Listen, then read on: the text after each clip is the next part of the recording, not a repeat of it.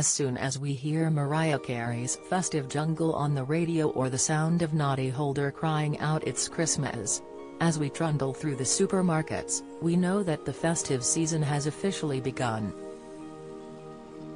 Many of the best-loved Christmas hits date back to the 70s and 80s, with a few newer hitmakers like Kelly Clarkson and Leona Lewis earning their place beside Christmas royalty in recent years. But with guaranteed plays every December without fail, it begs the question, how much do the likes of Wham!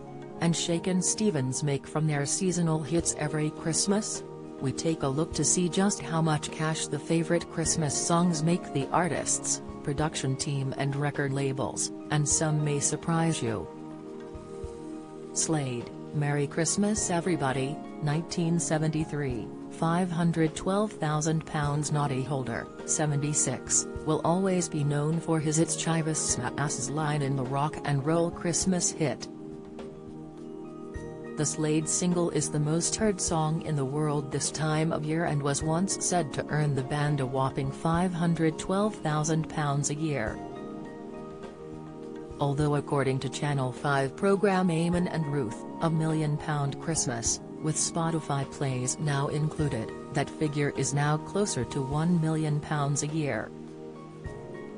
Naughty, who apparently wakes his wife Susan Price every Christmas by shouting his Slade catchphrase, "It's Christmas," said that his 1973 number one is his nice pension plan.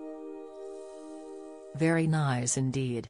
Wham! Last Christmas, 1984, £470,000 after George Michael passed away on Christmas Day in 2016, sales of Last Christmas skyrocketed. Before his passing, the previous estimate of records sold was $1.78 million, and it will be a little while longer before the current royalties from the track emerge. But the Telegraph suggested that the figure could be as high as £470,000 a year. The song was originally beaten to number one by Band Aid in 1984, but it very nearly reached the number one spot in 2017 after a campaign was launched in George's memory. It peaked at number 2 in the chart in January 2018. The Pogues and Kirsty MacColl, Fairy Tale of New York, £400,000. This song has a brilliant story behind it. It apparently came about after Elvis Costello bet the Pogues that they couldn't write a Christmas song that wouldn't be slushy. It's safe to say they won that bet with their famous lyrics that sees Kirsty and Shane MacGowan hurl insults at each other. Do you enjoy reading about celebrities? Sign up for all the best celeb news from the Mirror here. The Fairy Tale of New York brings in around £400,000 a year, according to the Daily Mail. Kirsty was tragically killed after she was struck by a powerboat in Mexico while she was diving. She managed to push her son Jamie, who was 15 at the time, out of the way but was hit in the process. Mariah Carey, All I Want for Christmas, £400,000. A slightly more recent track from Mariah earns her £400,000 every year. The track itself, which was written and recorded entirely on co-songwriter Walter Afanasiev's computer, sees £45.5 million in royalties every year.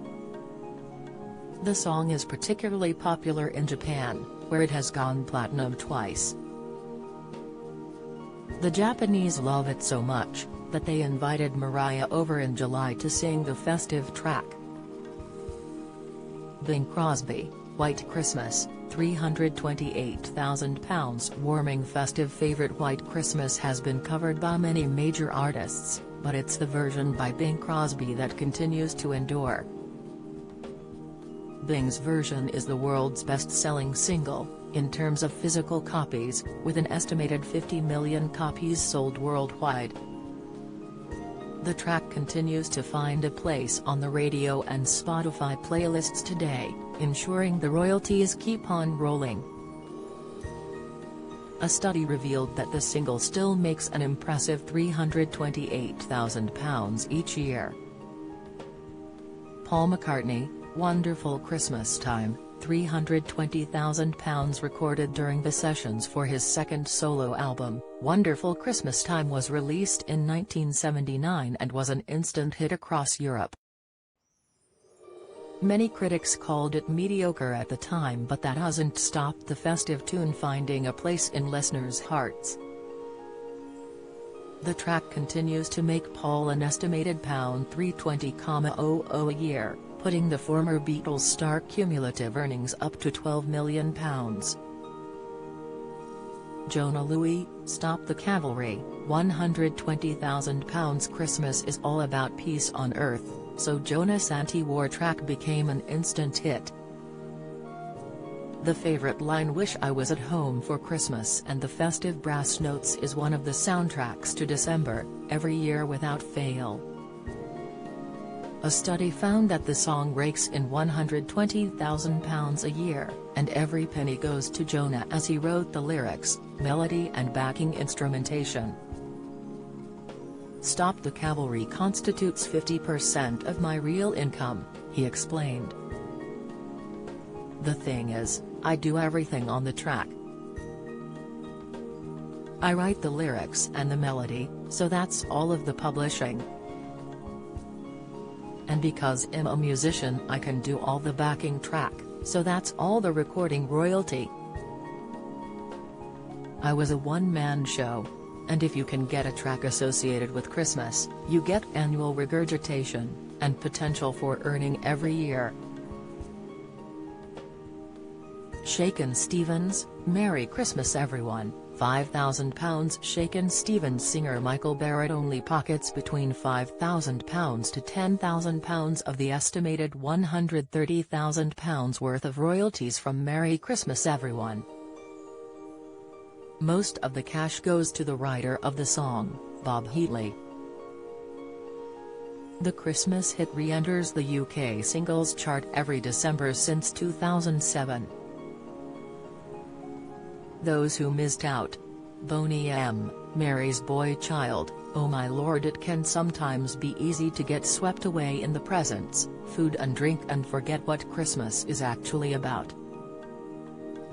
Boney M's track is the UK's biggest-selling non-charity Christmas single, but singer Liz Mitchell reveals she was swindled out of most of the cash. "If I was to spend time working out what the record company got, and those in that team of people around us, I would lose my mind," she said. She has estimated that each member of the quartet only get maybe a 0.7% of the 1.2 million sales. Do you have a story to sell? Get in touch with us at webcelebs@mirror.co.uk or call us direct 0207 29 33 033.